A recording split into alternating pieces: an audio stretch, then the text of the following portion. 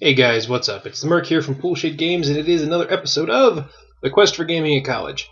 And tonight we're going to talk about Mutant Epoch, because that is the only game that I have going on currently this semester. And boy, is it an entertaining game. We got around to combat tonight, which I don't know if we did everything right in the combat because, well, it was my first time running it. I'm going to go back and read through the combat sections in the book again. But for the most part, I think we did everything the way it was supposed to.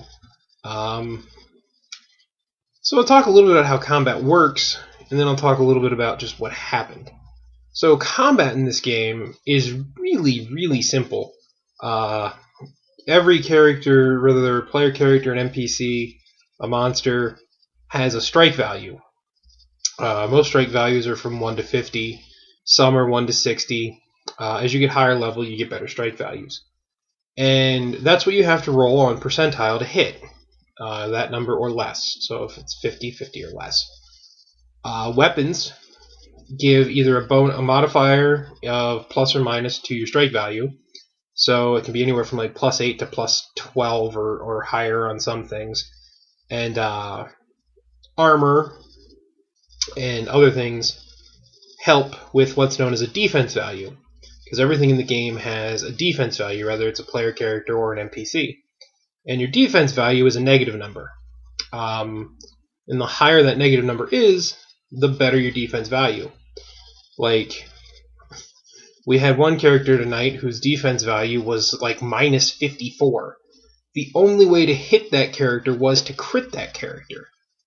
Because you always hit on a 1 to 5. And that was the only way to hit that character. Some of the other people in my group have minus 30 to their defense value.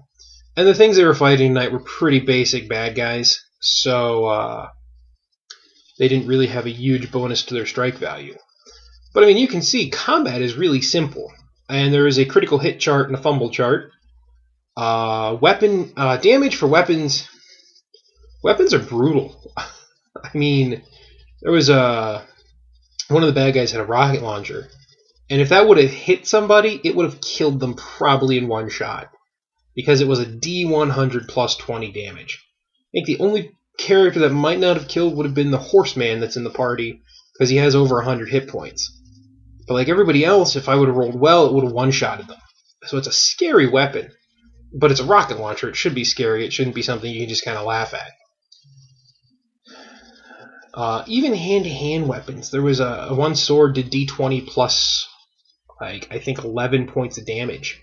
So things aren't anything to like laugh at damage-wise in this game. So I like that. I like that. What we found tonight is it's hard to hit sometimes because you need really low numbers to hit. But when you do hit, it's usually pretty gratifying because it will either do a chunk of damage or it will kill somebody. Bringing us to tonight's session. We just got done playing, and this is the first time I have ever killed a player character right out the gates in the first combat of the campaign, and that happened tonight. Our Cyborg character, he was very glass cannon.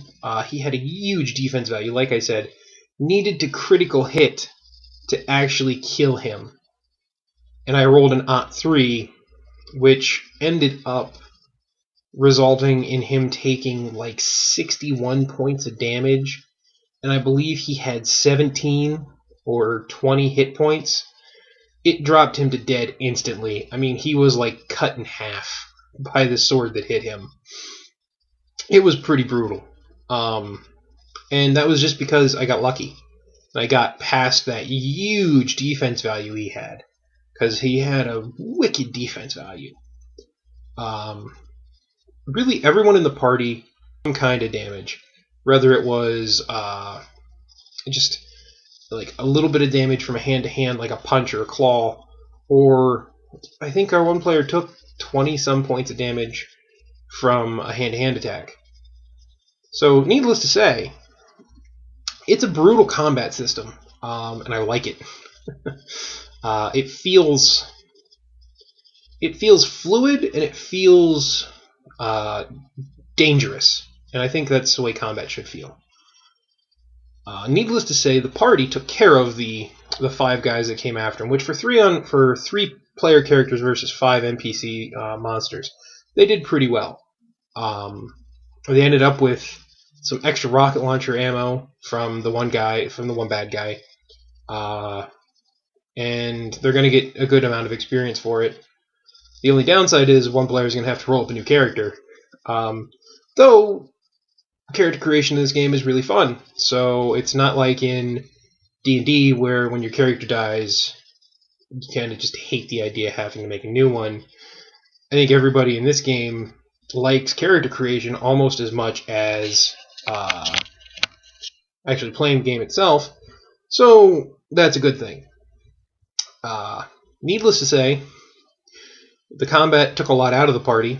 It was really all we did tonight was just this combat. They saved the person who hired them's daughter, which was a good part of the story. And they went back to the village. Once they were there, they slept for the evening, and a gang of raiders moved into town, and they've kind of been put on back burner, not being able to go out because they are highly outnumbered, and the people of the village don't actually want them to take out the marauders because the marauders have women from the village held hostage that they will kill if the players should try to be heroes and not succeed. So it's kind of where we're at right now. Combat tonight could have been a lot worse if just one rocket would have connected. It might have been like very bad for more than one character. Might have been rolling up 2 characters or even 3 characters next time we get together.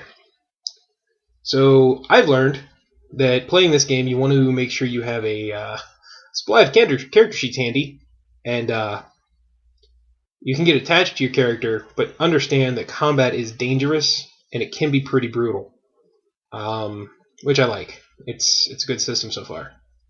I'm going to go in and reread the combat rules just to make sure that we were doing everything right, because there's more combat coming up. This module that I'm running is a nice mix between combat and adventure, so the players are going to get their fair share of both, and I'm going to get to enjoy running both. We'll see where they go after the 2 days that they're going to be stuck with nothing to do, but maybe, hopefully they don't decide to go and poke the 20-strong band of raiders. But if they do, we'll see what happens. That's it for us this time here at Poolshed Games. Hopefully you guys liked the video. If you did, give us a thumbs up, subscribe, share it with your friends. All of that helps, and we will see you next time.